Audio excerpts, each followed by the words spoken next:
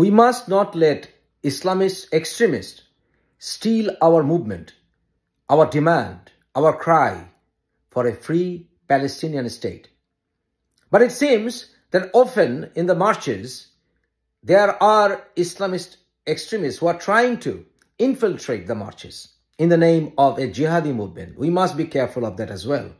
Those of us who want Palestine to be free, we must ensure that Islamist extremists like Hamas and their supporters do not steal the moral of the march, which is to have a free Palestinian state where everybody should have equal rights, whether they be Muslims, Christians, Jews, whoever they might be.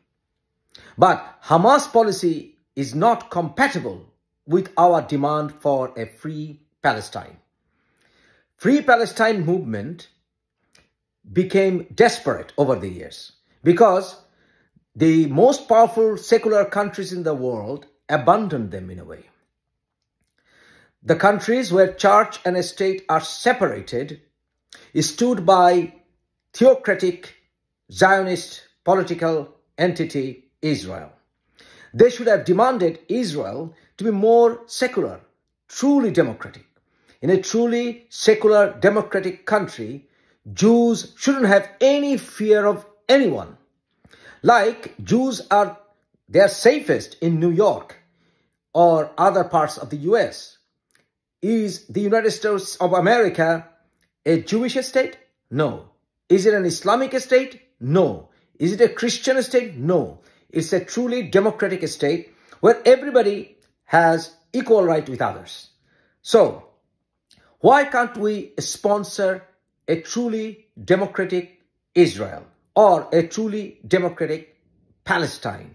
Or why can't we give it another name, whatever name that might be, a one-state solution for all? You can say it is okay in pen and paper, but in reality it's not. Why not? Because there are other countries in that region where Islam and Sharia playing roles. So if Islam and Sharia plays role in those countries, then we should also try to help them become secular. Like Saudi Arabia is heading towards reformation, we should support that.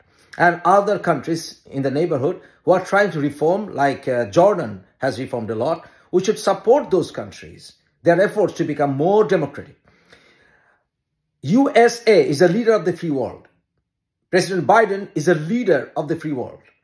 So those leaders should act like truly democratic leaders. And they should sponsor, support, patronize countries where democracy rules, equality prevails. Theocracy doesn't play a role. But are we seeing that? No. That's why the Palestinians became desperate over the decades. They are seeking help from anywhere. The only help they can now expect is from the neighborhood because they are being branded as Arabs. We have forgotten there are 3.5 million Philistines or Palestinians who call themselves Christians. There are 180,000 Christians living in Israel who call themselves Palestinians. I think we have forgotten about them.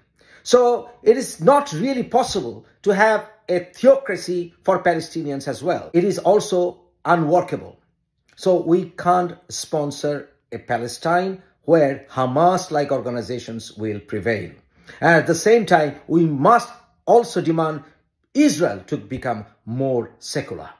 It's not happening. That's why the movement is being penetrated, being stolen sometimes by Islamist extremists because the Palestinians have become desperate and helpless in their plight for freedom. So we can't blame Palestinians for sometimes selecting the Islamists as their freedom fighters because they are not getting help anywhere. Secular countries of the world must stand by them. Secular people must stand by them so that Palestinians can feel we have help from elsewhere who are secular. We don't need to opt for Sharia-loving terrorists, right? So it is true that there are extremist elements who are trying to steal or penetrate the Palestinian movement. Sometimes we can probably see them amongst the pro-Palestinian marches. But we must remain alert that there should be people can say Allahu Akbar there, because Muslims call Allahu Akbar in everything they do. So they can chant. Palestinians who are Muslims, they can say Allahu Akbar. But at the same time, there are Christian Palestinians who can chant God, Jesus the Savior. I don't see any problem. There are communist Palestinians as well. So it should be a united flow for humanity, so that no single fanatic group takes over the movement. This is how it should be. So we need to be alert about that as well. How can I, being an ex-Muslim, support Hamas in any way, in any form or shape? Because I get death threats from such extremists every single moment of my life. But still, I support Free Palestinian movement. Because I think this, if I don't support Palestinian movement, then I will let extremist groups like Hamas take over the freedom movement of Palestinians. And I can't support that, can I? I can't let that happen.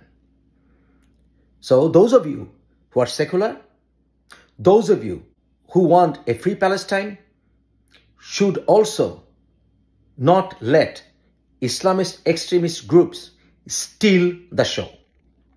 Finally, being a human being, I can't keep silent in the face of genocide, as I had condemned Hamas attack on Israelis, Israeli children, Israeli civilians.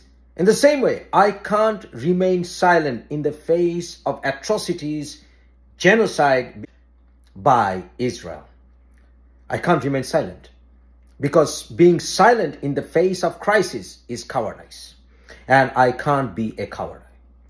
I'm in support of free Palestinian possessions, but at the same time, I don't agree with our Home Secretary branding the entire marches as hate marches. Whom do I hate? I don't hate Jewish people. I don't hate Muslims. I don't hate Christians, although many of the Islamists want to kill me. Because I love a human as a human being. I love every child, whether that child be a Muslim, or that child be a Christian or Jew, Israeli or Palestinian.